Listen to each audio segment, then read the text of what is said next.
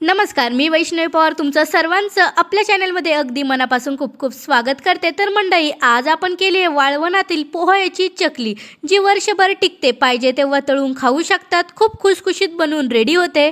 तर चला व्हिडिओला सुरुवात करूया। तर मंडळी, तुम्ही बघू शकता मी हे छोटं पातेलं भरून पोहे घेतलेलं आहे। आपण जे कांदा पोहे बनवते हे तेच पोहे आहे। आता आपण याला एका मोठ्या बाउलमध्ये ट्रान्सफर करू। तर बघा, इथे मी एक मोठं बाउल घेतलेलं आहे, त्यात आपण हे पोहे टाकणार आहोत। आता आपल्याला काय करायचं आहे, 2 ते 3 पाण्याने याला एकदम स्वच्छ असं वॉश करून घ्यायचं आहे। तर बघा, हाताच्या मदतीने आपण याला एकदम छान असं स्वच्छ करून घेऊ।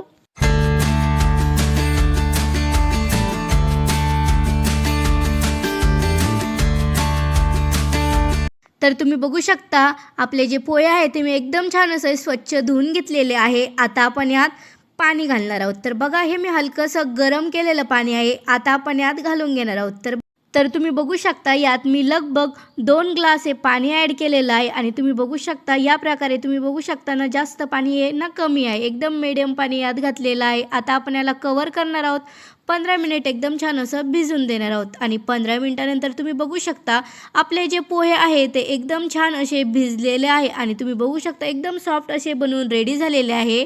आता आपण यात घालणार आहोत 1 चमचा जिरा, सोबतच आपण यात घालणार आहोत 2 चमचे मीठ तुम्ही तुमच्या चवीनुसार क्वांटिटी कमी जास्त सुद्धा करू शकतात। तुम्हाला हवं असेल तर तुम्ही यात मिरची पावडरसुद्धा ॲड करू शकतात, पण मी ही चकली मिठामध्ये बनवत आहे म्हणून मी मिरची पावडर इथे स्किप करत आहे।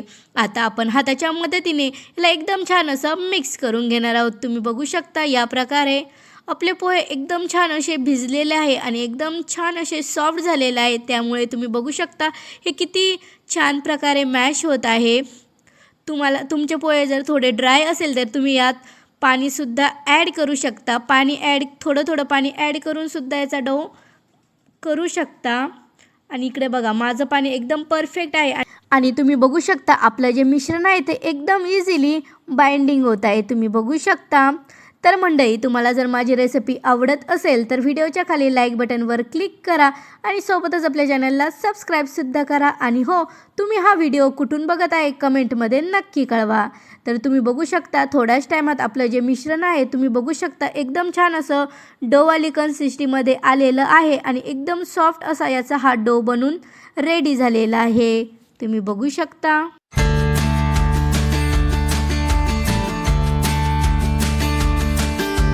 आता आपल्याला काय करायचं आहे, इथे एक साचा घ्यायचा आहे आणि त्यात आपल्याला थोडं करून हे मिश्रण घालायचं आहे। तर बघा, अशा प्रकारे मी यात हे मिश्रण फिल केलेलं आहे। आता आपण याची एकदम छान अशी चकली बनवून घेऊ। तर तुम्ही बघू शकता किती इझिली याची ही चकली बनवून रेडी होत आहे आणि तुम्ही बघू शकता शेपसुद्धा याला किती छान आलेला आहे।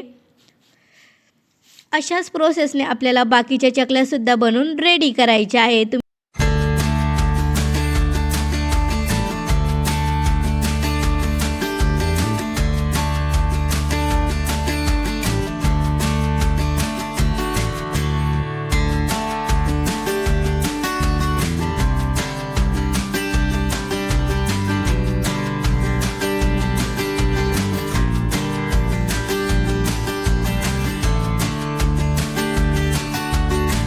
तर तुम्ही बघू शकता अशा प्रकारे आपण एकदम छान प्रकारे ह्या चकल्या बनवून रेडी केलेल्या आहे। तर तुम्ही बघू शकता इथे मी 2 कलरमध्ये ह्या चकल्या बनवलेल्या आहे।